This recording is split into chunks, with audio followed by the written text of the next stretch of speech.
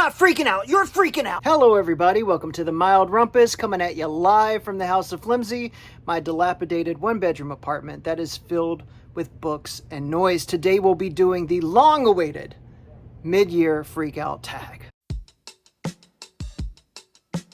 Well, hello there. Thank you for joining us at the Mild Rumpus. We are under yet another heat advisory, so that's fun. I am going to try to get out and get a haircut today. I went to the show last night against my better judgment, and I'm glad I did because it turned out to be a really nice evening. I went and saw the staged reading of Open Throat. I thought it was going to be a stage adaptation, but it was more of a staged reading of the book. The author was in the house, as was Elliot Page. So who knows, maybe the production will continue to develop and grow. This heat is no joke, as you can tell by my glistening glow, and I'm sure you're sick to death of me complaining about it, so let's jump into the data, shall we? This is where we're at for the year, according to StoryGraph.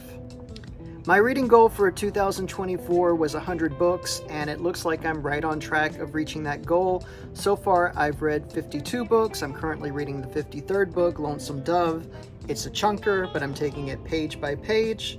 As you can see, I started off the month pretty strong. I was averaging about 10 books a month. At the end of May, I started a job interview process for a new job that I got. Yay, hooray, looking forward to it. So, the next couple of months, I'll probably read significantly fewer books because, of course, my attention needs to be elsewhere, but I don't intend to, never read. That doesn't make sense.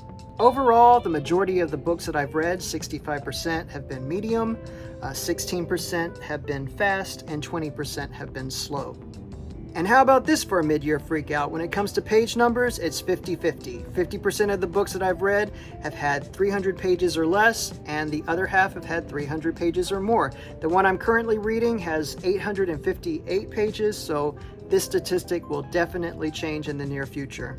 When it comes to fiction versus nonfiction, I've read primarily fiction. It's 90% fiction, 10% nonfiction. I really do want to focus on reading more nonfiction before the year is out. And when it comes to the type of books that I'm reading, my top 3 moods are reflective, dark, and emotional. Because, I'm deep. Fan break. Okay, that's better, but not great. Let's dig into the questions. Number 1, what is the best book that you have read so far this year? When I did this for the quarter year review, I believe I said The Glutton and James were my top 2 favorite books. That still has not changed, but I do think I need to add Blood Meridian to that list because now that I've had time away from it, it's a book that I continue to think about, and those characters have stuck with me. And also encouraged me to read Lonesome Dove. So, yeah, I'm adding that to the list. Blood Meridian. Although it is a tough read, not for everybody. It is it's pretty brutal. Question number 2 is, what is the best sequel you have read this year? I believe I've only read one sequel this entire year, and that is A Prayer for the Crown Shy by Becky Chambers. Even if that wasn't true, that's the book I probably would still choose. Both of those books and the Monk and Robot series are definitely worth reading. They're quick, they're short, and they're kind of like a nice little hug to your brain. Question number 3, what is a new release you haven't read but you want to? For me, that would be Stephen King's new collection of short stories, You Like It Darker. I was anticipating the release. I got it the day of, and I still haven't read it. Question number 4 is asking about our most anticipated releases for the second half of the year. I'm really looking forward to the deluxe and illustrated versions of The Hunger Games. Those look really, really neat, kind of in line with what they did for his Dark Materials. It looks like the same illustrator. I don't know if it is or not, but I like what I'm seeing. Somewhere Beyond the Sea, T.J. Klune's follow-up to The House in the Cerulean Sea, Sally Rooney's new book, Murakami's new book, let's see what else, Nexus, I want to pick up, The Message, and Jennifer Matthews, her first book for adults is called The Faculty Lounge. And I'm a big fan of hers. She's written books for young adults, Moxie, The Truth About Alice, Wonderful author. Can't wait to see what she does for an adult audience. Question number 5. What was the biggest disappointment of the year? That was probably Day by Michael Cunningham. I've always enjoyed his work, but for me, that novel was just kind of like wallowing in misery. And for such a short book, it took me a long time to get through it. I just didn't connect with the characters. I wasn't invested in the story. I just wanted it to end. Number 6, what has been the biggest surprise?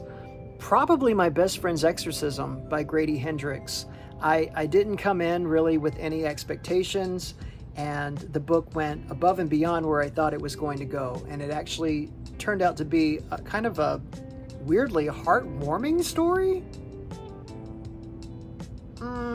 Question number 7, favorite new author. This is not a new author. I have read some of his works before, but I've done a much deeper dive this year, and I want to continue doing so, and that's Cormac McCarthy. Like I said, the books that I read from him are living rent-free, and luckily for them, there's a lot of space up there. Question number 8, newest fictional crush. Really? Question number 9, newest favorite character. I do have an answer for this one. That would be Tom Ripley from The Talented Mr. Ripley. I have no idea where he's going to go next in that book series, but I can't wait to find out. Number 10, a book that made you cry or was the saddest book that you have read this year. Again, I kind of put this on the same level as like favorite fictional crush. I've never cried reading a book. I will say that Whoopi Goldberg's memoir, Bits and Pieces, has been sort of the most emotional book that I've read. Like, it deals with loss and grief, so I guess I'll answer that book for that question. But yeah, I don't know. Number 11, a book that made you happy. Again, I'd like to remind you my favorite moods are dark, reflective, and messed up. But I will go with The Wizard of Earthsea. That is the most lighthearted fantasy novel that I've read this year. So yeah. Question number 12, favorite book to film adaptation that you've seen this year. First one that springs to my mind is Poor Things. It might have been the only one that I've watched. I know that there is a Netflix series that is based on The Talented Mr. Ripley, but I haven't seen it yet. And I tried to watch The Three-Body Problem on Netflix, but I couldn't get past the first episode. I kept falling out. Lucky number 13, what is your favorite video that you've made this year? I'm going to go with the Stay Gold tag. It was the video I made in celebration of reaching 1,000 subs, and the goal was to give props and give thanks to people who have been supportive, and I've really enjoyed watching everyone's responses to that, and I've learned about some really great channels as a result. Question number 14, what is the most beautiful book that you've bought this year? I'm going to have to go with those folio societies that I picked up early this year, Trainspotting and Blood Meridian. I love the Folio Society. I want them all. Last but not least, question number 15. What books do you need to read by the end of the year? I said I was going to read Moby Dick. That was before I picked up Lonesome Dove, but I still might try to do that before the year is out. There's a bunch of nonfiction books that I'm looking forward to reading in November. The Three-Body Problem I started. I don't know if I'm smart enough for that series, but I want to continue with that series as well. Luckily, I think I've read pretty much everything I've wanted to. So now it's just like continuing series and that sort of thing.